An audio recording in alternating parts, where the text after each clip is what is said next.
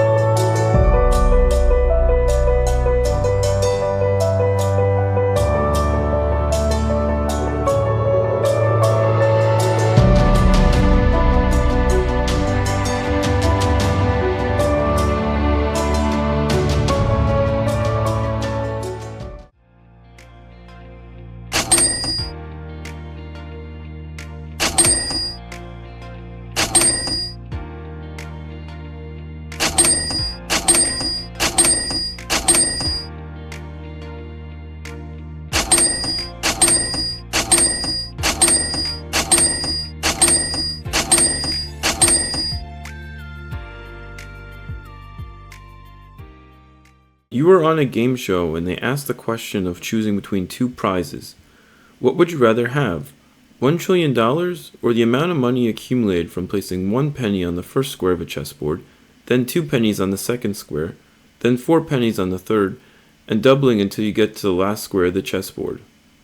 But there's a catch. If you pick the prize of lesser monetary value, you win nothing. Here's a good time to pause the video before the solution is presented.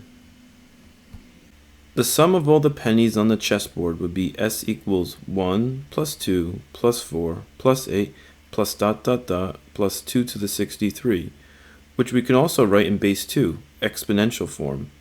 And further, we can write it as a compact sum using sigma notation. Now, how do we evaluate this sum? What if you don't know this sum formula that is usually shown in Algebra 2, though simple to use? And what if you are unfamiliar with sigma notation to enter into a calculator? First, let's see what 1 trillion is base 10. It is 10 to the 12th power since it comes after billion. Now let's compute 2 to the 63rd on a calculator. It is approximately 9.2 times 10 to the 18th power. When we divide by 100 to convert from pennies to dollars, the sum is of the order of 10 to the 16th. Now it is plain to see which amount is larger.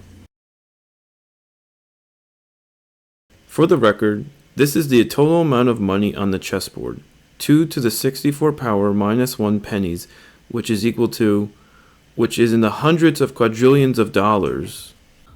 If you like this video, please consider liking, subscribing, and sharing. This is my first video made fully in Manum, which is a mathematical animation library within Python. It's been fun working on this project because I have been able to implement my mathematical skills in programming and creating an actual product. In my book, I give a slightly different, harder version of this problem, along with a very clear solution, of course typed in LaTeX. As you can see, it is getting increasingly longer to stack the pennies. It's a nice programming problem to execute this stacking animation. Wow, it is really taking a long time.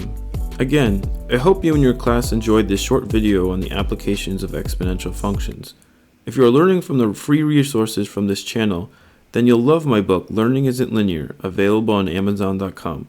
It contains crisp illustrations to accompany non-standard problems with extremely detailed solutions. The link is in the description. If you get the ebook version using the Kindle, there are clickable links throughout the book to Desmos and GeoGebra projects. It is very easy to search within the book for specific topics. As you can see, chapters range from algebra to calculus. Whether you are a self-motivated student solving problems on your own, or a teacher preparing for a math class, this book is a valuable resource to add to your repertoire.